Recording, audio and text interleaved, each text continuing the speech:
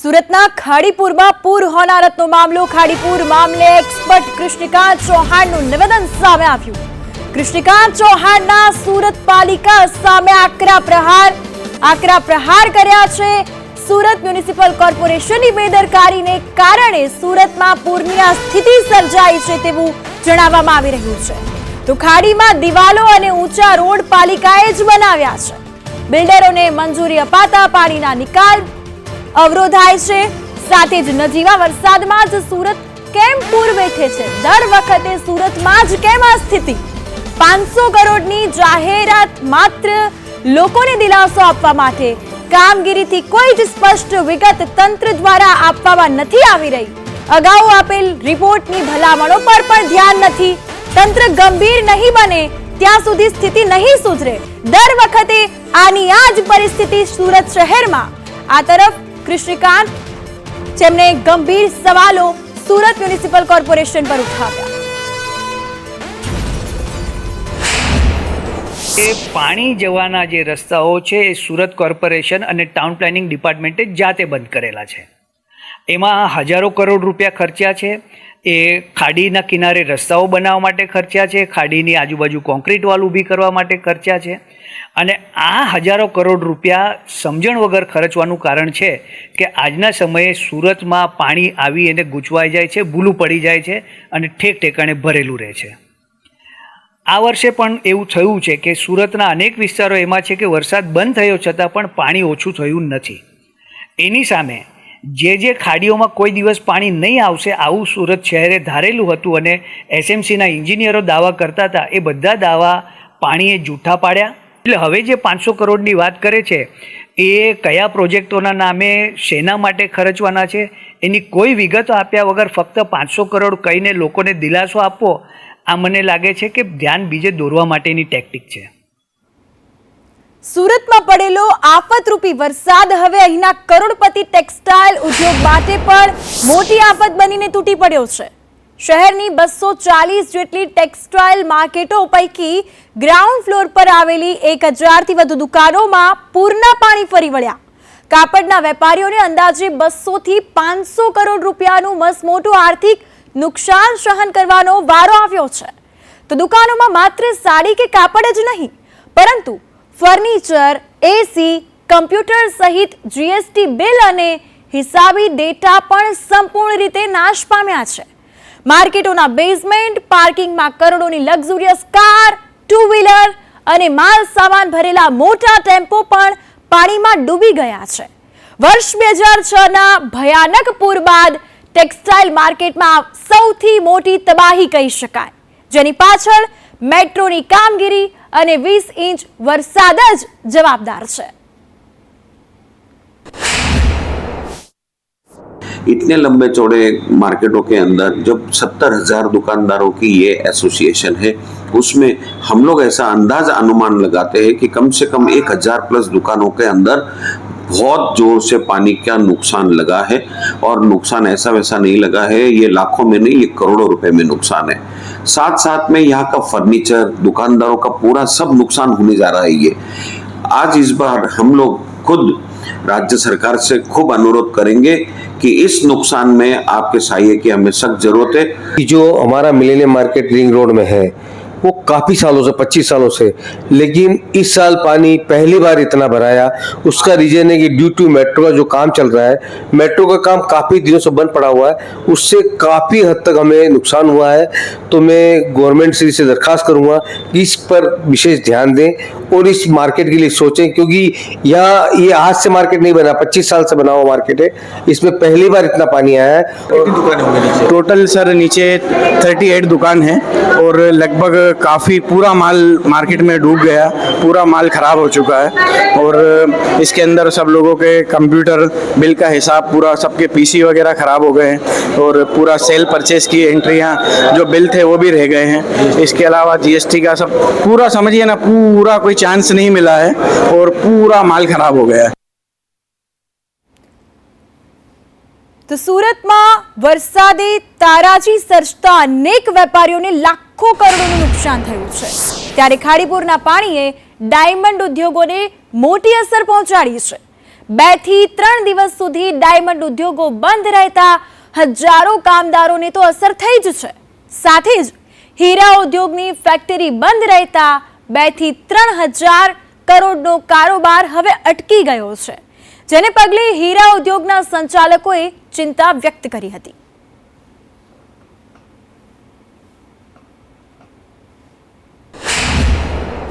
Mini બજારની અંદર ખૂબ મોટા પ્રમાણમાં પાણી ભરાણું. હું 1984થી સુરત શહેરમાં અહીંયા આવ્યો છું ધંધાર્થે. ત્યાંથી મેં એવું ક્યારેય પાણી મિની બજારમાં ભરેલું જોયું નહોતું. આ પાણી ભરાવાના કારણે મિની બજારની અંદર ખૂબ મોટા બિલ્ડિંગો, ટ્રેડિંગ બિલ્ડિંગો આવેલા છે. એ સંપૂર્ણપણે એના પાર્કિંગના ભરાવાની અંદર પાણી ભરાઈ ગયેલું. આ વિસ્તારમાં ઝાડ પડવાની ઘટનાના કારણે 2 લોકોનું મૃત્યુ પણ થયા. પાણી ભરાવાના કારણે ઇલેક્ટ્રિસિટી પણ 3 દિવસ સુધી બંધ રહી, એટલે સંપૂર્ણપણે કારોબાર ઠપ રહ્યો. એકંદરે જોઈએ તો જેમ્સ એન્ડ જ્વેલરી સેક્ટરનો જે ટોટલ ટર્નઓવર છે 2,41,000 કરોડનું છે. મોટાભાગનું આપણે ડાયમંડ ઇન્ડસ્ટ્રીની કરીએ તો 1,85,000 કરોડનું, જે જેમ્સ એન્ડ જ્વેલરી સેક્ટરનું જે ઇન્ટરનેશનલ માર્કેટ કટન પોલિશ કરીને જે આપણે એક્સપોર્ટ કરીએ છીએ એનું મેન્યુફેક્ચરિંગ આ વિસ્તારોમાં થાય છે. આના કારણે આ 3 દિવસ સતત બંધ રહ્યું.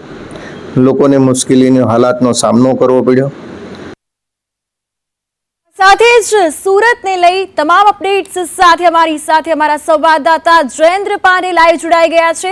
જયેન્દ્ર, હાલ તો સુરત શહેરની જાણે દશા બેઠી હોય તેવું લાગી રહ્યું છે. સુરત આખું સુકાયું, આંખો છલકાય તેવા દ્રશ્યો જોવા મળ્યા. સાથે જ ડાયમંડ સિટી તરીકે ઓળખાતું સુરત ડૂબી ગયું હોય તે પ્રકારની આ તસવીરો સામે આવી. 41 લોકોના મૃત્યુ આંક સુધીના આંકડા સામે આવ્યા છે. શું પરિસ્થિતિ, તંત્ર દ્વારા કેવી કાર્યવાહી?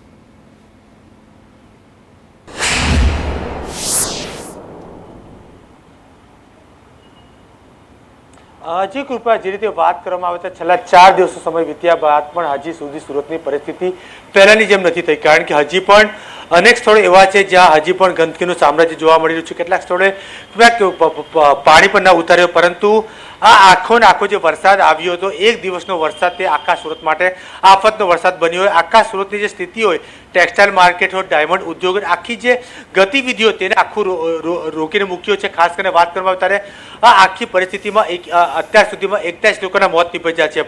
આજે પણ સૌથી મોટા સમાચાર આવે છે, લીંબાયતમાં એક વ્યક્તિ જે છે પોતાના મોભાને બચાવવા જતો હતો, પણ તે પોતે જ પગ લપસતા પાણીમાં ગરકાવ થયો હતો, તેનો મૃત્યુ મળ્યો હતો. પરિવાર શોકમાં ગરકાવ છે, એટલે કે એક બાદ એક લોકોના મૃત્યુ પણ મળી રહ્યા છે.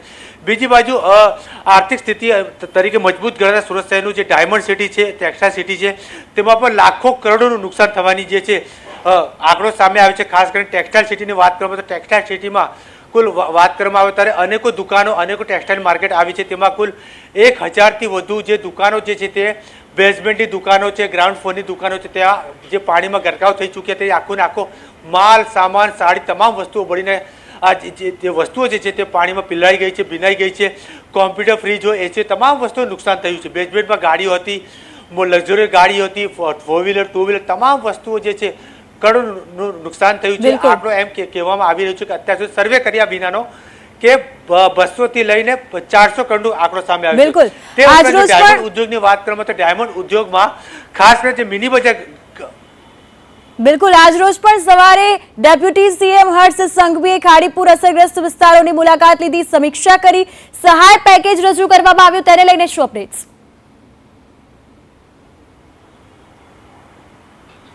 બિલકુલ, જે રીતે તેમણે સહાય પેકેજ રજૂ કર્યું છે, ગત રોજ જ આ બાબતને લઈને રાત્રે હાઈ લેવલની મિટિંગ યોજવામાં આવી હતી. કારણ કે ગત સાંજે તેઓ જ્યારે પોતાની જે સમીક્ષા કરવા માટે નીકળ્યા, અલગ અલગ વિસ્તારમાં લોકોને મળ્યા હતા, ત્યારે તેમને એવું લાગ્યું કે મારે મિટિંગ કરવાની ફરજ પડશે. ત્યારે પહેલી વખત એવું બન્યું છે કે રાજ્યમાં કે આફત આવ્યા બાદ રાજ્યના નાયબ મુખ્યમંત્રીએ હાઈ લેવલની મિટિંગ રાત્રે બોલાવી પડી હતી. તેમણે હાઈ લેવલની મિટિંગ બોલાવી હતી. તે સમય દરમિયાન તેમણે જે રીતે સહાય પેકેજ જાહેર કર્યું હતું કે પર પરિવાર પેટે 6,800 રૂપિયા તેમને આપવામાં આવે, તે અલગ અલગ રીતે તેમને સહાય આપવામાં આવી હતી. હાલ પણ કહી શકાય છે કે 1 કલાક બાદ પર સુરત શહેરના જે પાંડેસરા વિસ્તાર છે, નાગનગર ખાતે, બેડવા ખાતે, તમામ વિસ્તારોમાં ખાતે જે રાજ્યના નાયબ મુખ્યમંત્રી ત્યાં પણ જશે, ત્યાં પણ સહાય પેટે આપશે, ત્યાંનું નિરીક્ષણ કરશે, કેટલું નુકસાન છે, શું છે, શું. એટલે તમામ પ્રકારની અપડેટો તેઓ મેળવી રહ્યા છે.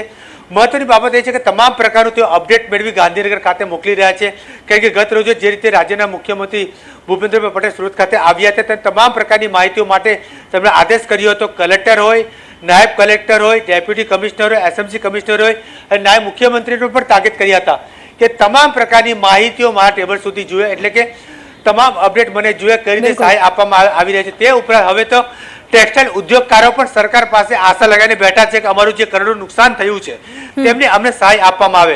એટલે કે હવે ટેક્સટાઇલ ઉદ્યોગકારો પણ ટૂંક જ થોડાક દિવસમાં સરકાર પાસે ન્યાય માંગશે, સરકારને પત્ર લખશે, સરકારને રજૂઆત કરશે, અમારું આટલું નુકસાન થયું છે, તમામ પ્રકારની અમને સહાય આપવામાં આવશે.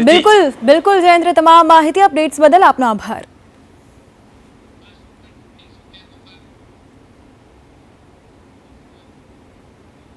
સુરત શહેરના હાલ બેહાલ થયા છે. સુરતના કામરેજ તાપી કિનારે વસતા પરિવારો મુશ્કેલીમાં મુકાયા. નદીના ધસમસતા પાણીથી કાંઠાનું મોટા પાયે ધોવાણ થઈ ગયું છે. ધોવાણ છેક રહેણાંક વિસ્તારના વાડા સુધી પહોંચ્યું છે. 16 ઇંચ વરસાદથી જમીનનો મોટો ભાગ નદીમાં ગરકાવ થઈ ગયો. અનેક જગ્યાએ જમીનમાં મોટી તિરાડો પડી છે. અંદાજે 200 જેટલા પરિવારો પર આ સંકટ તોડાયું તેવા દ્રશ્યો સામે આવ્યા છે.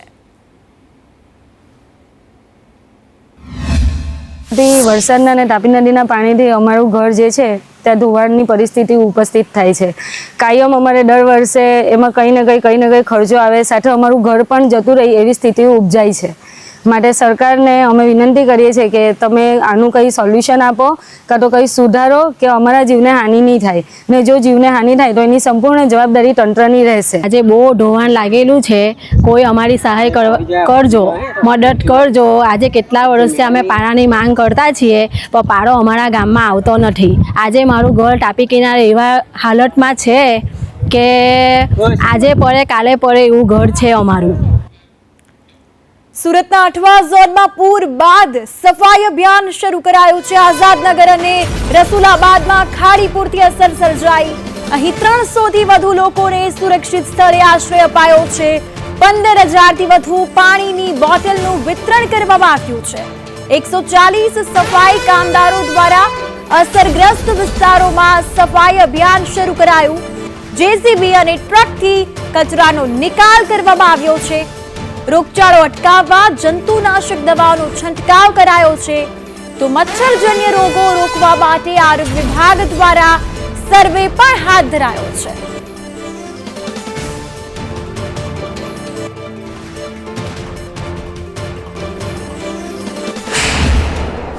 સુરત શહેરમાં ખાડી પૂર ઉતરી ગયા છે, પણ આખા શહેરમાં ગંદકી ફેલાઈ છે. આખા શહેરને ગંદકીએ જે કહેવાય કે બાનમાં લીધું છે.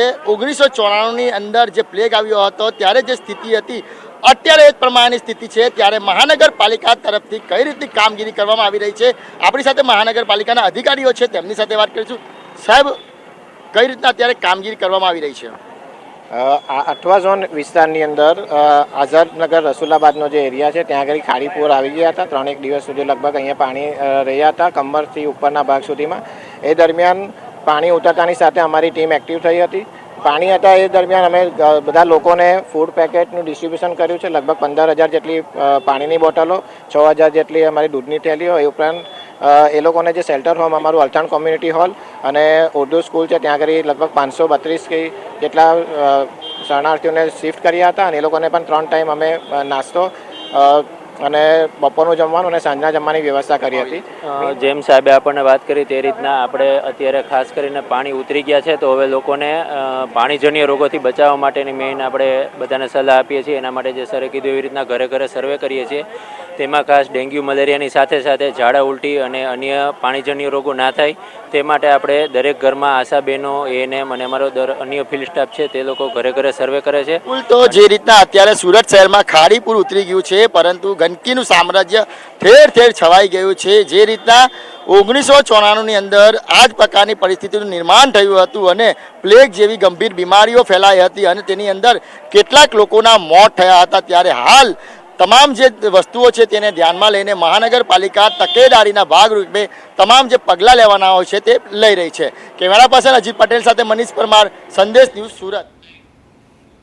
હવે વાત કરીએ સંસ્કારી નગરી વડોદરાની. તો વડોદરામાં ભુવાએ મોટું સ્વરૂપ ધારણ કર્યું. તાંદલજામાં વગર વરસાદે વિશાળ ભૂવો પડ્યો છે. બહારથી 2 ફૂટનો ભૂવો 5 ફૂટ પહોળો થયો છે, તો ભૂવાની ઊંડાઈ 20 ફૂટથી વધુ થઈ ગઈ છે. આ દ્રશ્ય આપ જોઈ શકો છો ટીવી સ્ક્રીન પર કે જ્યાં 20 ફૂટ લાંબો વાંસ પણ ટૂંકો પડ્યો છે. સંદેશ ન્યૂઝે વાંસ ભૂવામાં નાખી ઊંડાઈ માપી. ભૂવામાં નીચેથી અવિરત વહી રહ્યું છે ડ્રેનેજનું પાણી. તો હાલ પાલિકાએ બેરિકેડ માર્યું છે તેવા દ્રશ્યો સામે આવ્યા છે. આ દ્રશ્યો છે સંસ્કારી નગરી ખાડા નગરી વડોદરાના. તો આ સાથે વધુ અપડેટ્સ માટે અમારા સંવાદદાતા કૃણાલ શર્મા લાઈવ જોડાઈ ગયા છે. સંસ્કારી નગરી કહેવાતું વડોદરા શહેર કે જે ભુવા નગરી ખાડા નગરી તરીકે ઓળખાઈ રહ્યું છે, જે પ્રકારે અહીં સંદેશ ન્યૂઝ દ્વારા રિયાલિટી ચેક કરવામાં આવ્યું, વાંસ નાખીને માપણી કરવામાં આવી ત્યારે ઊંડાઈ 20 ફૂટ કરતા પણ વધારે નીકળી. શું વધુ અપડેટ્સ?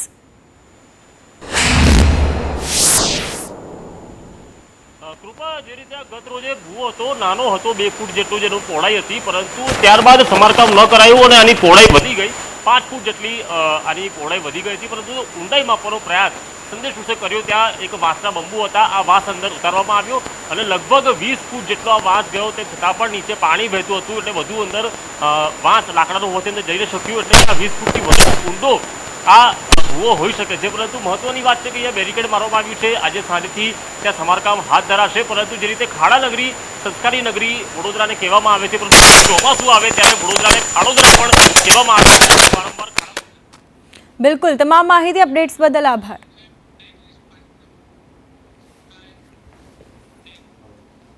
વાત વરસાદને લઈને કરવી છે તો 10 થી 16 જુલાઈ વિવિધ જગ્યાઓ પર સામાન્ય વરસાદ રહી શકે છે. દક્ષિણ ગુજરાત અને સૌરાષ્ટ્રમાં સામાન્ય વરસાદની આગાહી વ્યક્ત કરાઈ છે. હવામાન વિભાગે આ આગાહી વ્યક્ત કરી 15 થી 20 કિમી સ્પીડથી પવન ફૂંકાવાની શક્યતા સંભાવના સેવાઈ રહી છે. તો ગુજરાત પર હાલ કોઈ સિસ્ટમ સક્રિય નથી. અમદાવાદમાં આજે વાદળછાયું વાતાવરણ છે, સાથે જ જરૂરિયાત કરતા 13% ઓછો વરસાદ વરસ્યો છે. તો 12 થી 13 જુલાઈ માછીમારોને દરિયો ન ખેડવા માટે હવામાન વિભાગે સ્પષ્ટપણે સૂચના આપી દીધી છે. જણાવી દીધું છે કે 12 થી 13 જુલાઈ દરમિયાન માછીમારોએ દરિયો ન ખેડવો, આ પ્રકારે સૂચના આપી દેવામાં આવી છે. તો 10 થી 16 જુલાઈ સામાન્ય વરસાદ રહેવાની શક્યતા, ખાસ કરીને સૌરાષ્ટ્રમાં અને દક્ષિણ ગુજરાતમાં વરસાદની શક્યતા હવામાન વિભાગે વ્યક્ત કરી છે. आज का जो फोरकास्ट है 10 से 16 जुलाई तक अलग अलग स्थानों में हल्का से मध्यम बरसात का संभावना रहेगा अगले 7 दिन. इसमें मेनली आज और कल पूरा गुजरात में संभावना रहेगा. उसके आगे 12 से लेकर 16 तक दक्षिण गुजरात की जो ज़िला है और सौराष्ट्र की जो दक्षिणी भाग की जो ज़िला है, इसमें अलग अलग स्थानों में हल्का से मध्यम बरसात का संभावना रहेगा. વાત કરીએ ખેડાની તો સાંસદ દેવુસિંહ ચૌહાણનું સ્ફોટક નિવેદન સામે આવ્યું છે. જી હા, દેવુસિંહ ચૌહાણે જણાવ્યું છે, સાથે જ દેવુસિંહ ચૌહાણે કહ્યું કે ટીબી મુક્ત કાર્યક્રમ દરમિયાન નિવેદન આપ્યું છે કે 50 દીકરીઓએ બાળ લગ્ન કર્યા છે. સરકારી સર્વેમાં 48 બાળકીઓ માતા બની છે.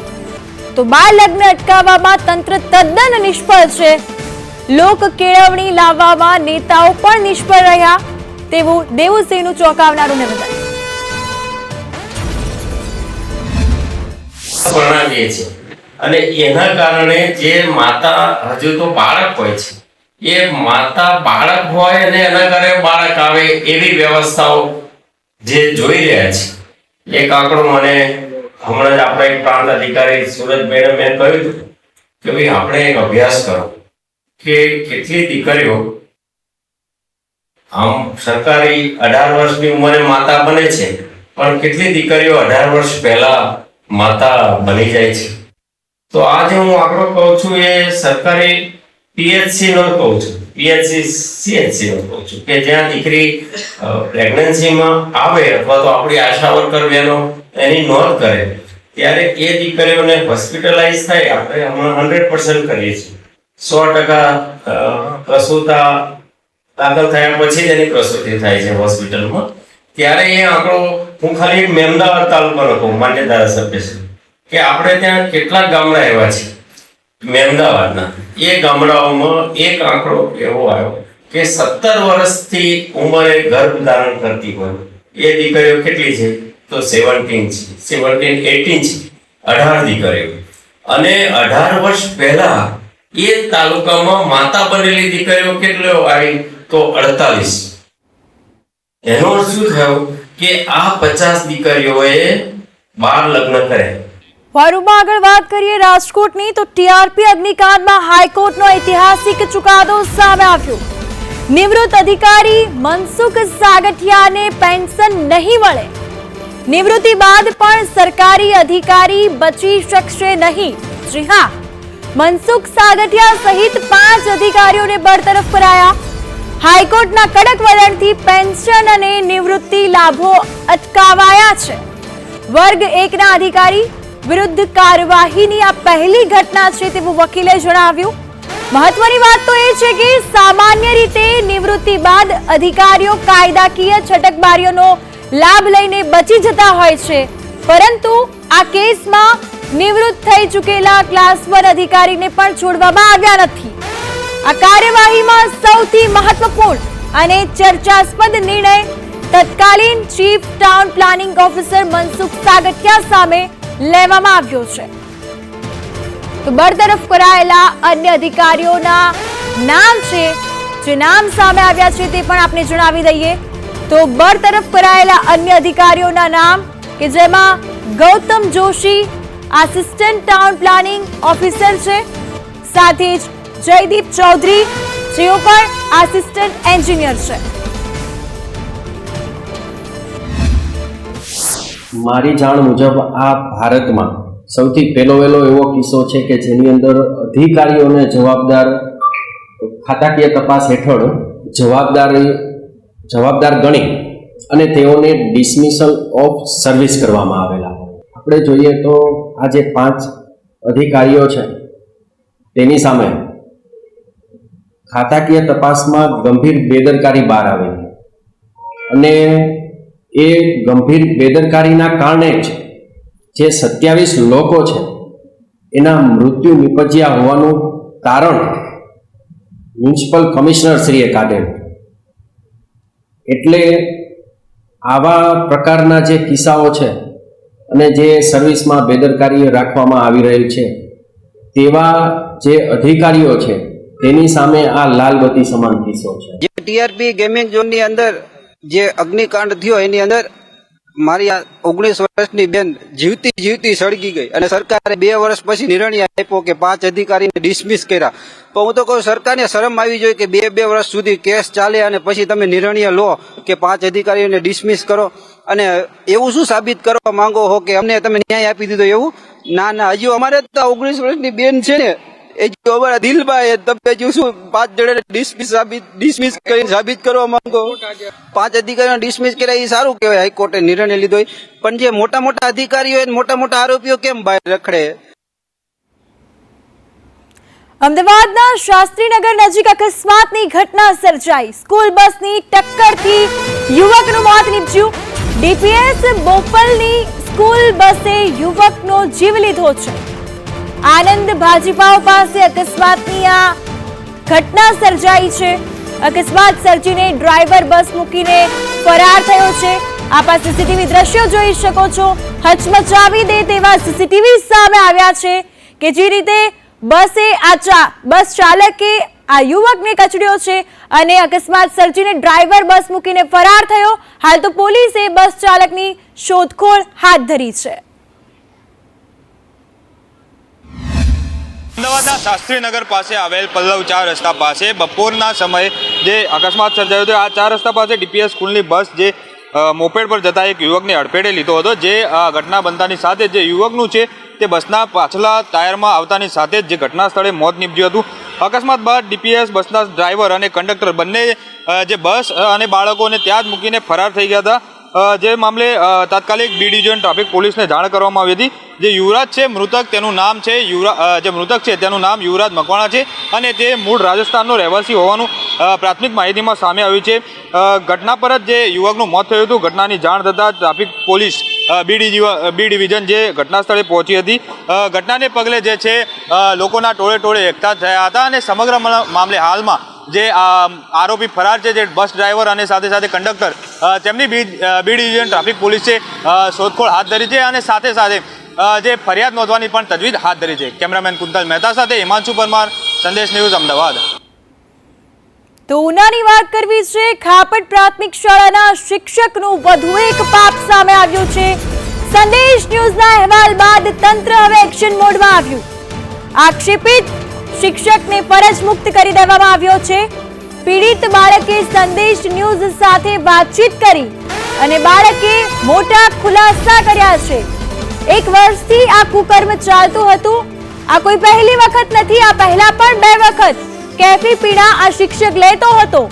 ગત શનિવારે પણ શિક્ષકે બાળક પાસે દારૂ મંગાવ્યો હતો. શિક્ષણ જગતને શર્મસાર કરતી આ ઘટનાથી વાલીઓમાં ભારે આક્રોશ જોવા મળ્યો. ગીર સોમનાથ જિલ્લાના ખાપટ ગામે જે પ્રકારે ગંભીર ઘટના સામે આવી છે, જે નિર્દોષ બાળક છે, બાળકના જે પિતા સંદેશ ન્યૂઝ સાથે જોડાયા છે, આપણે એમની સાથે જ સંવાદ કરીશું. કાનભાઈ, શું કહેશો? કેટલામાં ધોરણમાં તમારું બાળક અભ્યાસ કરે છે? ધોરણમાં અભ્યાસ કરે છે એ લોકો, બરાબર. પછી એ લોકો કેમ કરે મને ખબર નથી કઈ. તમારા છોકરા પાસે આ પ્રકારે દારૂ મગાવતા? હા, દારૂ મગાવે એ ટીચર મગાવે. કોણ મગાવતું? એ આપણે એનો જે ભણાવતા એ લોકો. બરાબર છે. બાળકે ક્યારે ઘરે વાત કરી હતી? ના, કોઈ વસ્તુ વાત ન થઈ. એ કાર્યવાહી લોકોને બદલી કરી નાખો અને મારા છોકરાને ઉપાડી લ્યો. ભણતરમાં નથી કરવાનું ને આપણે ભણતર કરવાનું થતું નથી.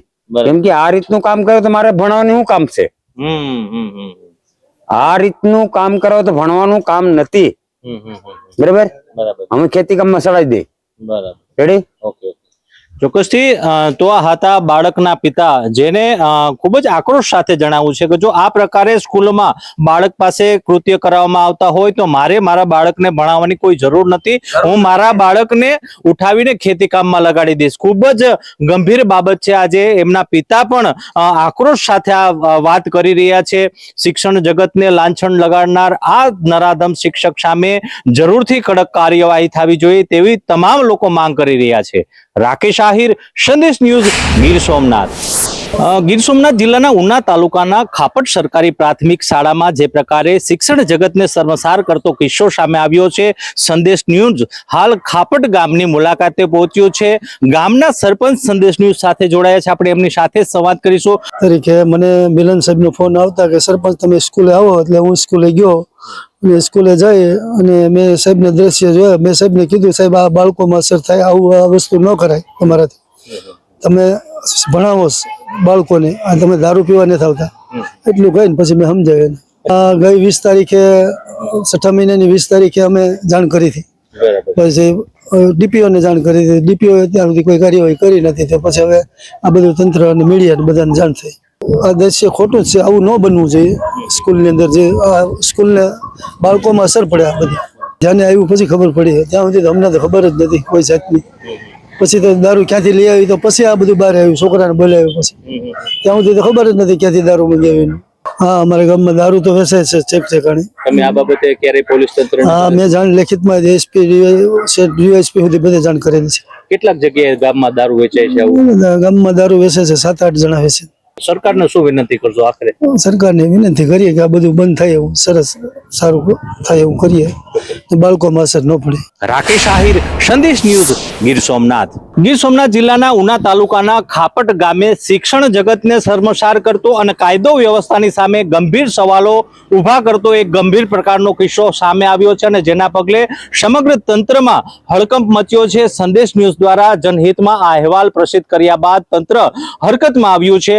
સંદેશ ન્યૂઝ ઉના તાલુકાના ખાપટ ગામે પહોંચ્યું છે. આપ જે દ્રશ્ય નિહાળી રહ્યા છો, ઉના તાલુકાના ખાપટ ગામની આ જે સરકારી શાળા છે, તાલુકાની જે તમામ સરકારી શાળાઓમાં એક નામના ધરાવતી આ શાળા છે. અંદાજે 300 થી વધુ બાળકો આ શાળામાં અભ્યાસ કરે છે. ને જે પ્રકારે શાળાના શિક્ષકના કુકર્મના કારણે હાલ શાળામાં જે અભ્યાસ કરતા વિદ્યાર્થીઓ અને અન્ય વાલીઓમાં પણ આમની અસર પહોંચી છે. સંદેશ ન્યૂઝના અહેવાલ બાદ તંત્ર હરકતમાં આવ્યું હતું અને જે આક્ષેપિત શિક્ષક છે હરેશ ગિરી ગોસ્વામી, તેને તાત્કાલિક અસરથી ફરજ મોકૂફ કરી દેવામાં આવ્યો છે. આ ઉપરાંત શાળાના આચાર્યને વડી કચેરી દ્વારા ફરિયાદ કરવા માટે અધિકૃત કરી દેવામાં આવતા શાળાના આચાર્ય દ્વારા મિલનગીરી ગોસ્વામી દ્વારા ઉના પોલીસ સ્ટેશનમાં વિધિવત ફરિયાદ નોંધવામાં આવી છે અને ઉના પોલીસે ગુનો નોંધી હાલ તપાસનો ધમધમાટ શરૂ કરી દીધો છે. પણ કહી શકાય કે જે પ્રકારે આ કિસ્સો સામે આવ્યો છે, શિક્ષણ જગત અને કાયદો વ્યવસ્થા સામે જરૂરથી સવાલો ઉઠી રહ્યા છે. રાકેશ આહિર, સંદેશ ન્યૂઝ, ગીર સોમનાથ. ઉનાની ખાપટ પ્રાથમિક શાળાના શિક્ષકનો મામલો ચર્ચાનો વિષય બન્યો છે. શિક્ષણ સચિવની સંદેશ ન્યૂઝ સાથે ખાસ વાતચીત. વિદ્યાર્થી પાસે દારૂ મંગાવવાની આ ઘટના એક ગંભીર ઘટના કહી શકાય. જિલ્લા પંચાયતના શિક્ષકને તાત્કાલિક સસ્પેન્ડ કર્યા તો શિક્ષક સામે કડક ફોજદારી કાર્યવાહી હાથ ધરાઈ છે. શિક્ષકને નિયમ અનુસાર ચાર્જશીટ આપવામાં આવશે. શિક્ષણ વિભાગ દ્વારા ઘટનાને ગંભીરતાથી લેવામાં આવી છે.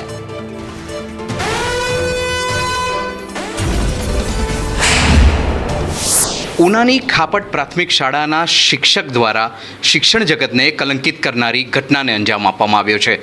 સમગ્ર મામલે ગાંધીનગરથી તંત્ર એક્ટિવ થયું છે.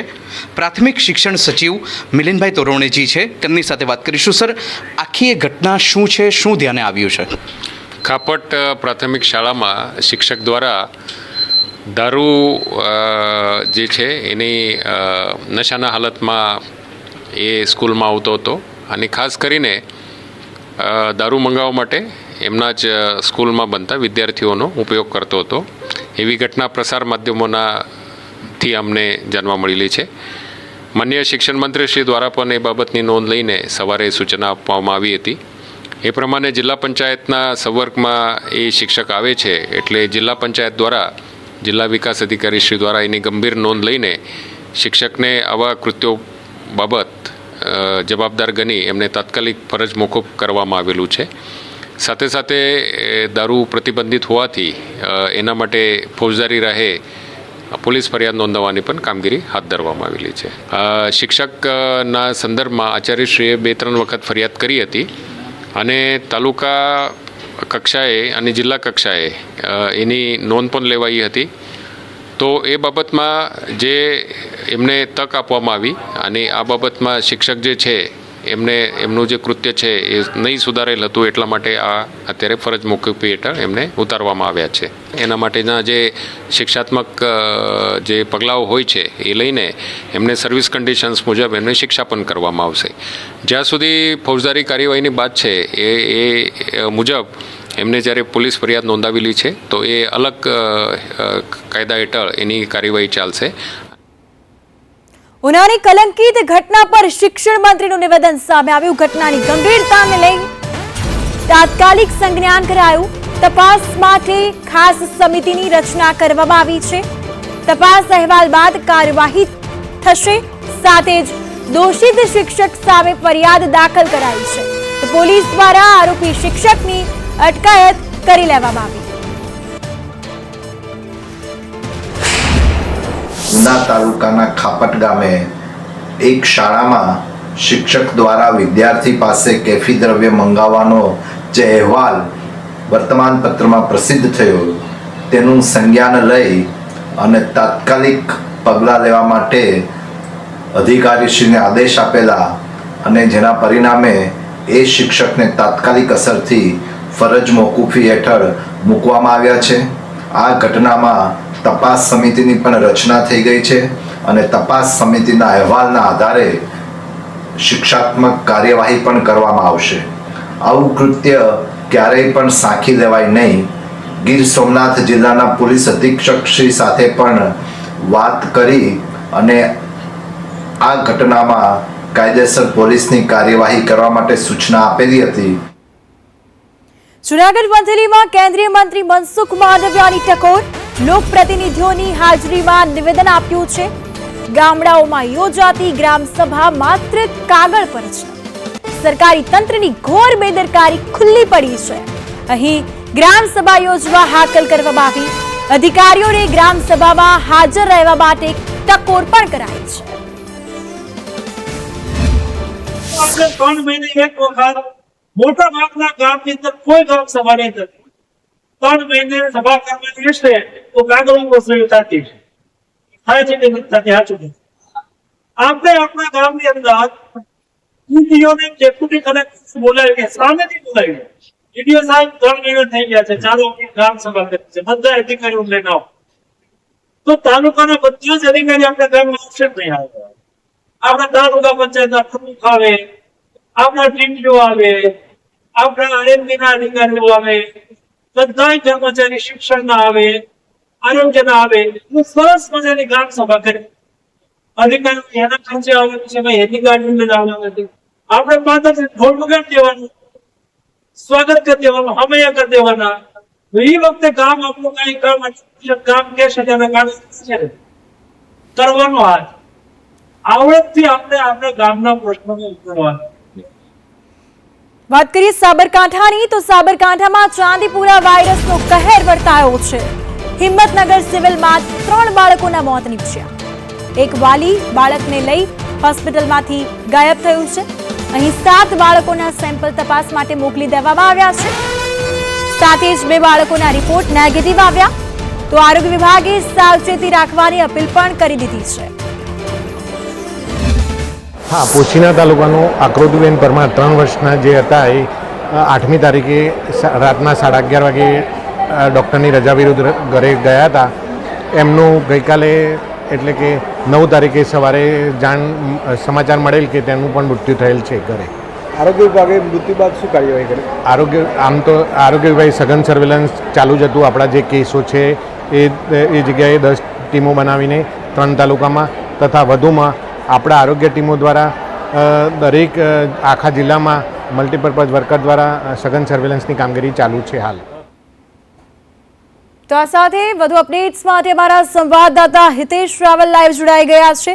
હિતેશ, જે પ્રકારે સાબરકાંઠામાં ચાંદીપુરાના વાયરસનો કહેર વર્તાયો છે અને હાલ તો રાહતના સમાચાર કહી શકાય કે 2 જે બાળકો છે તેમના નેગેટિવ રિપોર્ટ આવ્યા છે. શું વધુ અપડેટ્સ?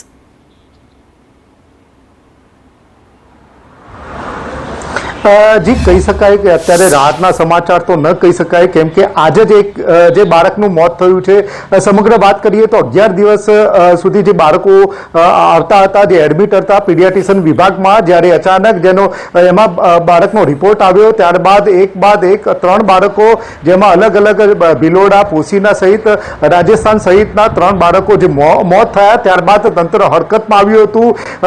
ત્યારબાદ એક પોશીના તાલુકાનું બાળક હતું, તેને જે હોસ્પિટલમાં તબીબને પૂછ્યા વગર તેઓ ઘરે લઈ ગયા હતા. તબિયત વધારે લથડી, તે બાળકનું મોત થયું હતું.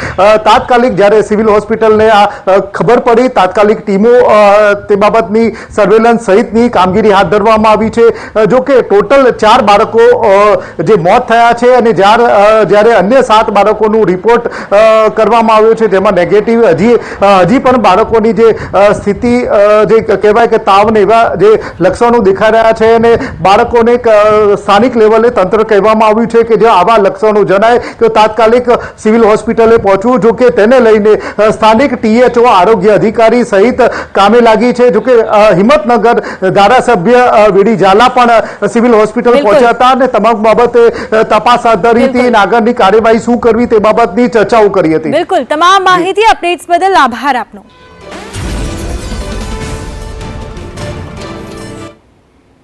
રાજ્યનું આરોગ્ય વિભાગ સંપૂર્ણપણે એક્શન મોડમાં છે. સુરતમાં ચાંદીપુરા વાયરસને લઈ આરોગ્ય વિભાગ એલર્ટ મોડ પર. આરોગ્ય મંત્રી પ્રફુલ પાનસરિયાનું મહત્વપૂર્ણ નિવેદન સામે આવ્યું છે. ચાંદીપુરા વાયરસને લઈ તંત્ર એક્શન મોડમાં છે. તો સેન્ટ ફ્લાયથી ફેલાતા વાયરસે 3 બાળકોના જીવ લીધા છે. અફવાઓથી દૂર રહેવા તંત્ર લોકોને અપીલ કરી રહ્યું છે. લક્ષણો દેખાય તો તાત્કાલિક હોસ્પિટલ જવાની તંત્રએ અપીલ કરી છે. ચાંદીપુરા વાયરસના જે પેશન્ટો, જે દીકરાઓ બાળકોને દાખલ કર્યા હતા, એમાં 2 બરોડા ગોધરાથી દાખલ કર્યા હતા. એ બંનેના પોઝિટિવ રિપોર્ટ આવ્યા હતા. એમનું એ સમયે ડેથ થયું હતું. એ જ રીતે હિંમતનગરમાં સિવિલ હોસ્પિટલમાં જ્યારે દાખલ એક રાજસ્થાનનો પેશન્ટ કરવામાં આવ્યો હતો, દીકરાને, બાળકને, એ પણ પોઝિટિવ પેશન્ટ આવ્યું હતું ને એમનું પણ ડેથ થયું. તો ચાંદીપુરા વાયરસથી અત્યાર સુધીમાં 3 બાળકોના ડેથ થયા છે અને એક બાળક વિસનગરનું છે, જેને અમે વડનગર હોસ્પિટલની અંદર દાખલ કર્યું છે, જે પોઝિટિવ છે. સમાચાર ગાંધીનગરથી. પ્રદેશ બીજેપી ચૂંટણી સમિતિની બેઠકનું આયોજન. સીએમ હાઉસ ખાતે સાંજે બેઠક મળશે. તો સ્થાનિક સ્વરાજની 38 બેઠકના ઉમેદવારો પર મંથન કરવામાં આવશે. સાથે જ રાજ્યમાં 38 બેઠક અલગ અલગ કારણથી થઈ શકે છે ખાલી. તો નામોની ચકાસણી કરીને આખરી પેનલ તૈયાર કરાશે. બેઠક બાદ ટૂંક જ સમયમાં ભાજપ 38 બેઠકોના ઉમેદવારો પણ જાહેર કરશે. તો સીએમ હાઉસ ખાતે આજે સાંજે બેઠક, મહત્વપૂર્ણ ચર્ચા વિચારણા થઈ શકે છે.